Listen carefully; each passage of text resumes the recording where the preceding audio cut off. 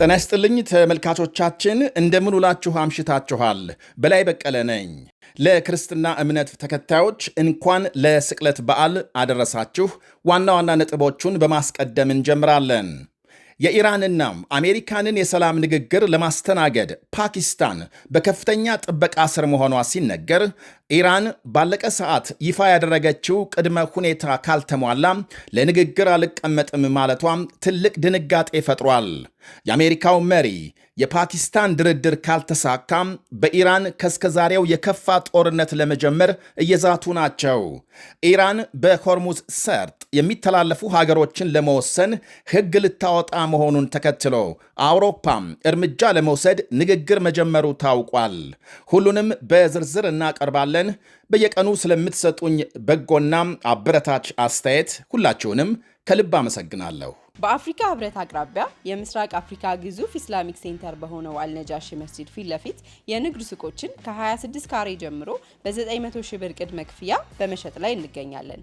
ሱቁን በ24 ወራት ውስጥ ጥንቅቅ አድርገን እናስረክበውታለን። በተጨማሪም የመኖሪያ አፓርትመንት በቡልጋሪያና በአዋሬ 100% ለሚከፍሉ ደንበኞቻችን ባለ 1 መኝታ በ5 ሚሊዮን 500 ሺህ ብር ሙሉ ክፍያ፣ ባለ 2 መኝታ በ6 ሚሊዮን 600 ሺህ ብር ሙሉ ክፍያ እንዲሁም ባለ 3 መኝታ በ10 ሚሊዮን ብር ብቻ ይዘንልዎ ቀርበናል። አሊያም በ20% ቅድመ ክፍያ ቀሪውን በ3 ዓመት የሚከፍሉበትን እድል አመቻችተን እየጠበቅነዎት ነው። ልብ ይበሉ፣ ይህ ቅናሽ የሚቆየው ለ10 ቀናት ብቻ ነው። ለበለጠ መረጃ በ0955 27 74 74 ላይ ይደውሉልን። ቴምር ፕሮፐርቲስ።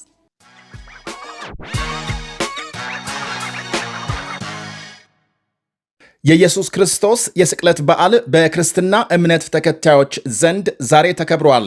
በዓሉ የክርስቶስን መከራና ስቅለት በማሰብ በጸሎት በስግደትና የሕማማት ሳምንትን በሚዘክሩ የተለያዩ መንፈሳዊ ሥነ ሥርዓቶች ተከብሯል።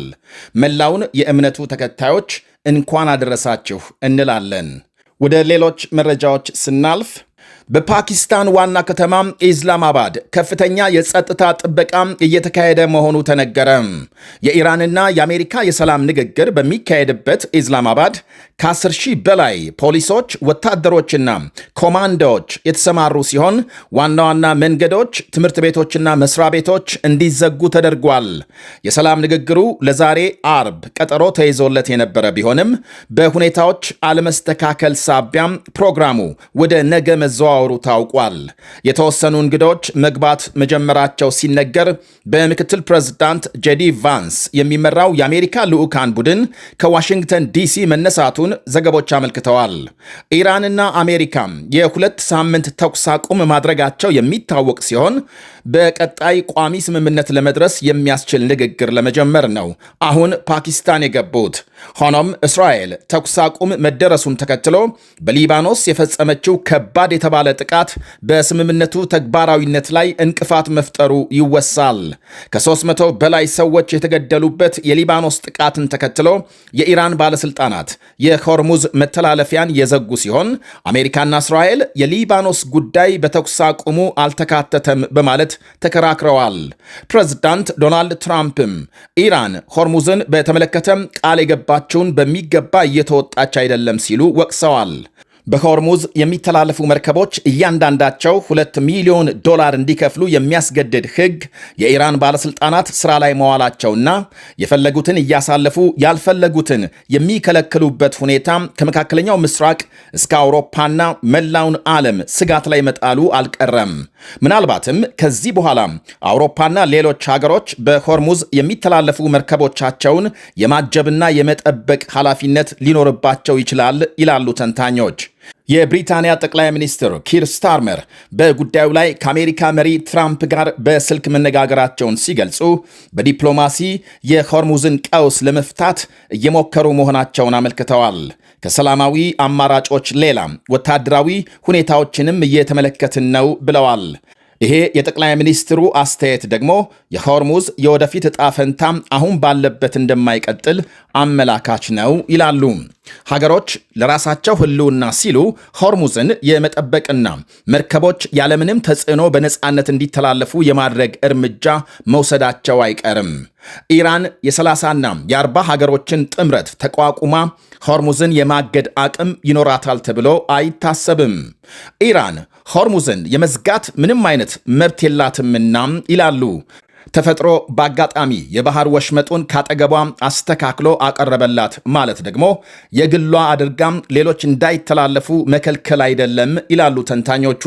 ዓለም አቀፍ ሕግ የባህር ላይ ዝውውርን ነፃነት የሚያረጋግጥ በመሆኑ የሆርሙዝ መተላለፊያን ሙሉ በሙሉ ያለምንም ቅድመ ሁኔታ ክፍት ማድረግ ግድ ነው በማለት ያክላሉ። እናም ኢራን የተባለችውን ካልፈጸመች ምናልባትም ቀጣዩ ጦርነት ሆርሙዝን ለማስከፈት እንደሚሆን ገምተዋል። ይህ በእንዲህ እንዳለ በፓኪስታን የሰላም ንግግር ለመጀመር እንግዶች እየገቡ ባለበት ሁኔታ ኢራን በሊባኖስ ተኩስ አቁም ሳይደረግ የፓኪስታን ድርድር አይጀመርም ማለቷ ተሰምቷል። ኢራንን በመወከል በንግግሩ ከሚሳተፉት ባለስልጣናት አንዱ የቴሄራን ፓርላማ አፈ ጉባኤ መሐመድ ባጋር ከአሜሪካ ጋር ድርድር የሚጀመረው ሁለት ቁልፍ ቅድመ ሁኔታዎች ሲሟሉ እንደሆነ ገልጸዋል። እስራኤል በሊባኖስ የምትፈጽመውን ጥቃት ስታቆምና የኢራን የታገደ ሀብት ሲለቀቅ ብቻ ነው። እነዚህ ሁለት ቅድመ ሁኔታዎች ደግሞ አሜሪካና ኢራን ተኩስ አቁም ሲያደርጉ የተስማሙባቸው ጉዳዮች ናቸው ብለዋል። ድርድር ከመጀመሩ በፊት ሊፈጸሙ እንደሚገባም እስራኤል ከሊባኖስ ጋር ድርድር እንዲጀመር መወሰኗን ትላንት ማስታወቋ ሲታወስ፣ ሆኖም ከድርድር በፊት ተኩስ አቁም እንዲደረግ ከሊባኖስ መንግስት የቀረበውን ጥያቄ ውድቅ አድርጋለች። አሁን የኢራን ባለስልጣኑ የሊባኖስን ተኩስ አቁም ቅድመ ሁኔታ የእስራኤል መሪዎች ይቀበሉት እንደሆነ እስካሁን አልታወቀም። ሆኖም በፓኪስታን የታቀደውን ንግግር እንዳያጨናግፈው ተሰግቷል። ወደ ፓኪስታን ያመሩት የአሜሪካ ምክትል ፕሬዝዳንት ጄዲ ቫንስ ኢራን በቁም ነገር ለድርድር እንድትቀመጥ ቀደም ሲል ማሳሰባቸውን ዘገቦች አመልክተዋል። የኢራን ተወካዮች የማይሆን ጨዋታ ከአሜሪካ ጋር እንዳይጀምሩ ማሳሰባቸውን ተከትሎ ነው የኢራን ፓርላማ አፈ ጉባኤ ቅድመ ሁኔታ ያስቀመጡት። የኢራን መሪዎች ያስቀመጡት ግዴታና በተጨማሪ የአሜሪካና የእስራኤል መርከቦች በሆርሙዝ ሰርጥ እንዳያልፉ ሕግ ሊያወጡ ነው መባሉ የእጅ ጥምዘዛው አሜሪካ ላይ ማደሩን አመላካች ነው ብለዋል ተንታኞች። የአሜሪካና እስራኤል ብቻ ሳይሆን ከእነርሱ ጋር ግንኙነት ያላቸው መርከቦችም ሆርሙዝን እንዳይጠቀሙ የሚያደርግ ሕግ ለፓርላማ እንደሚቀርብ ተነግሯል። ይህ ሁሉ ሆኖ የአሜሪካው ፕሬዝዳንት ዶናልድ ትራምፕ የፓኪስታን ንግግር ካልተሳካ በኢራን ላይ አዲስ ጥቃት እንደሚጀመር አስጠንቅቀዋል። ተዋጊ መርከቦቻችን ለአዲስ ጥቃት አቀባብለው ይገኛሉ ብለዋል ማምሻውን ባሰራጩት ጽሑፍ።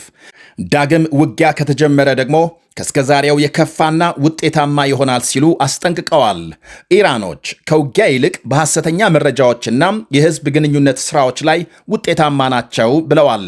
በሌላ በኩል በእስራኤልና ሊባኖስ መካከል የፊታችን ማክሰኞ በዋሽንግተን ዲሲ ቀጥተኛ ድርድር እንደሚካሄድ ተነግሯል።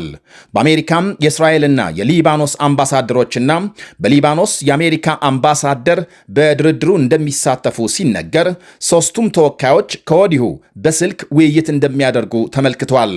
በሁለቱ ሀገሮች መካከል የሚካሄደው ድርድር ሄዝቦላህን ትጥቅ የማስፈታትና የሀገሮቹን ግንኙነት የማጠናከር ዓላማ እንዳለው ጠቅላይ ሚኒስትር ቤንያሚን ኔታንያሁ ቀደም ሲል መግለጻቸው ይታወሳል።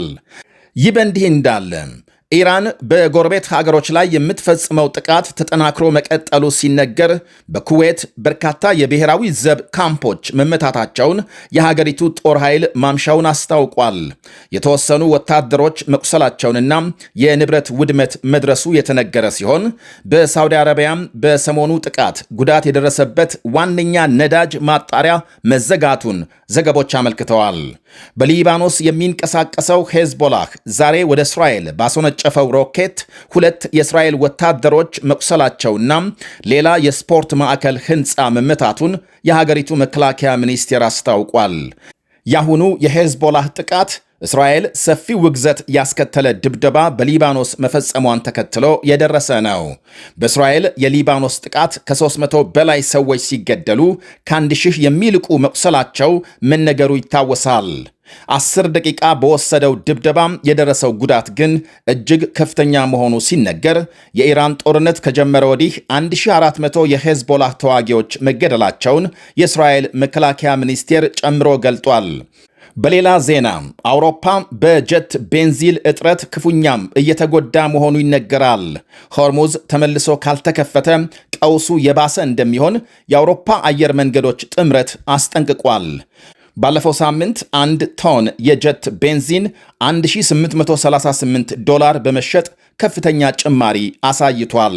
በአፍሪካ ህብረት አቅራቢያ የምስራቅ አፍሪካ ግዙፍ ኢስላሚክ ሴንተር በሆነው አልነጃሺ መስጂድ ፊት ለፊት የንግድ ሱቆችን ከ26 ካሬ ጀምሮ በ900 ሺህ ብር ቅድመ ክፍያ በመሸጥ ላይ እንገኛለን። ሱቁን በ24 ወራት ውስጥ ጥንቅቅ አድርገን እናስረክበውታለን። በተጨማሪም የመኖሪያ አፓርትመንት በቡልጋሪያና በአዋሬ 100% ለሚከፍሉ ደንበኞቻችን ባለ 1 መኝታ በ5,500,000 ብር ሙሉ ክፍያ፣ ባለ 2 መኝታ በ6,600,000 ብር ሙሉ ክፍያ እንዲሁም ባለ 3 መኝታ በ10 ሚሊዮን ብር ብቻ ይዘንልዎ ቀርበናል። አሊያም በ20% ቅድመ ክፍያ ቀሪውን በ3 ዓመት የሚከፍሉበትን እድል አመቻችተን እየጠበቅነዎት ነው።